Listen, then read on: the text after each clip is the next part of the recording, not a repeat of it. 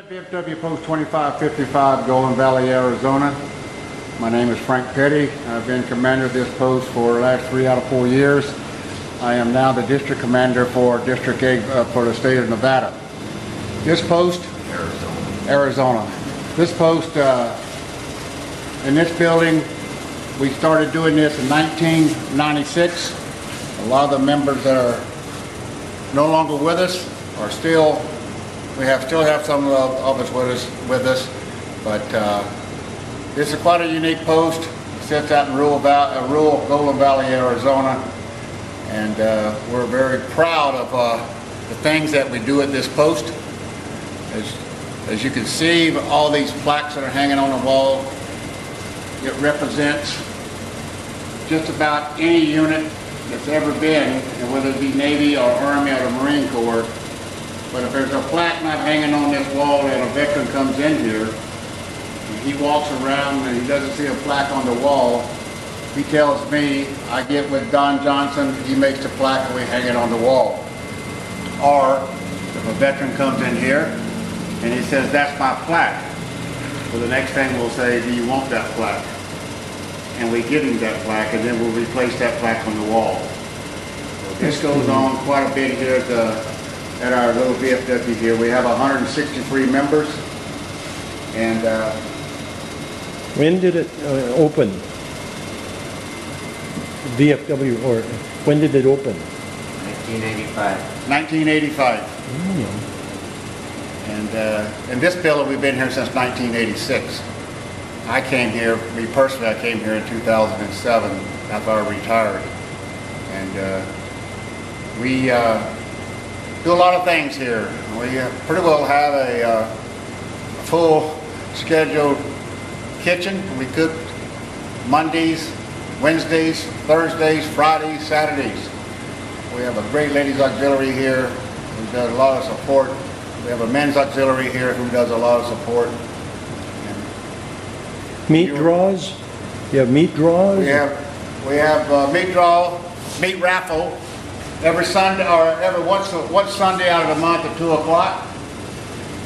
We always have a jam session. Our jam sessions will start in the summer, what we call our little jam session summer concerts that we have on our back patio there, which is going to be one of the premier patios for a VFW in the state of Arizona. We have a jam session, like I say, once a month, and we have a special entity. Last month we had a jam session. We had over 30 musicians who volunteered their time here at this VFW, and we raised money to help complete the Southern Memorial. This coming May, we have May 17th. We have a jam session, and that's going to be to honor Wounded Warriors. All donations that we bring in that particular day at VFW Post 2555 will be going to the Wounded Warriors Project.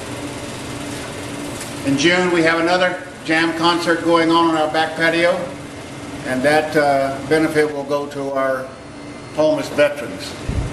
So we do these things. The reason that I built this submarine memorial, my son and I, is I've had this on my mind for years and years and years, being in the submarine service. I've had thoughts about it, but I never had any place to actually build it until we came here with the Fleet Reserve Association, and I presented renderings and drawings to the House Committee here, and they gave me the go-ahead, so I started building. And that was 2 years ago, and finally just about getting close to getting it done. We've been working on donations for 2 years. We've had fundraisers and raffles and everything that we could possibly have. Horseshoe tournaments, and set up fundraisers in front of all the markets and stores, and like Walmart and Smith's and stuff like that. And finally, our hard work and accomplishment paid off. And the torpedo here, we had to have the torpedo. I mean, you couldn't have a sub memorial without a torpedo. And so I called around, I don't know, 5 or 6 different people around the United States trying to find this thing. And finally, I found it in Hawthorne, Nevada. And because there's a naval undersea base up there where they test these. And the guy at the museum up there, Peter, I called him and he says, you know what? He says, I have 10 of them. I says, I need one. So anyway, he says, if you come up and pick it up, he says, I'll donate it to you, and you got your torpedo. So then my wife and I went to Hawthorne, Nevada, and picked it up on a flatbed trailer, and brought it back, and I took it all apart, took some of the weights out of it, cleaned it all up, put it back together here, and we built the slab for it. We had help from Frank Petty, the former commander here. And a crane operator. And a crane operator, yeah. Another member, yeah. But Frank, he had a lot. He'd give us a lot of help on this, you know. What's your name again? Don Johnson. And? Dale Johnson, his son. Yeah.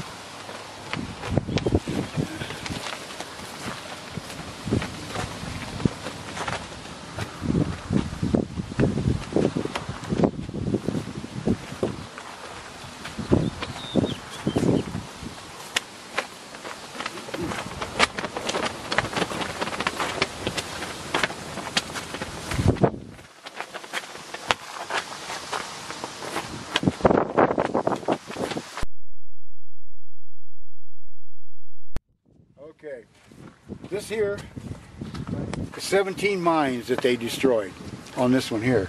They also picked up 17 down flyers on this one. This one here, the halibut, they got little fish showing all the Japanese ships that they sunk. That was one of the old boats. Let's see, what else we got here? Let's just give them hell. Yeah, here's another one here, the USS Jack. They picked up flyers.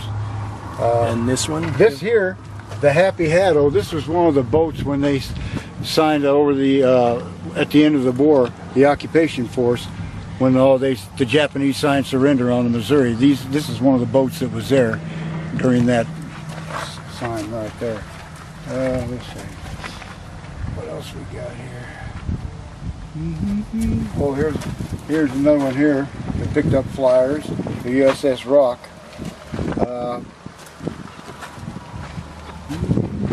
Well, here's one here shows the Japanese sampans and some of the smaller ships that they used to. They sunk everything that they could. It was Japanese. They sunk it. And here's the patrols that they went on right here. And they picked up flyers too. A lot of the boats picked up flyers all over because there was a lot of down flyers, so they picked them up. And here right here is the one that showed the type of ships that they sunk, the merchant ships, the oilers, tankers, and the ones that were carrying supplies and stuff. These here are the Japanese, these are the warships that they sunk, right here. And yeah. Oh, here's one here that they rescued planes there, and the flyers. And here's the survivors off one of the ships they picked up.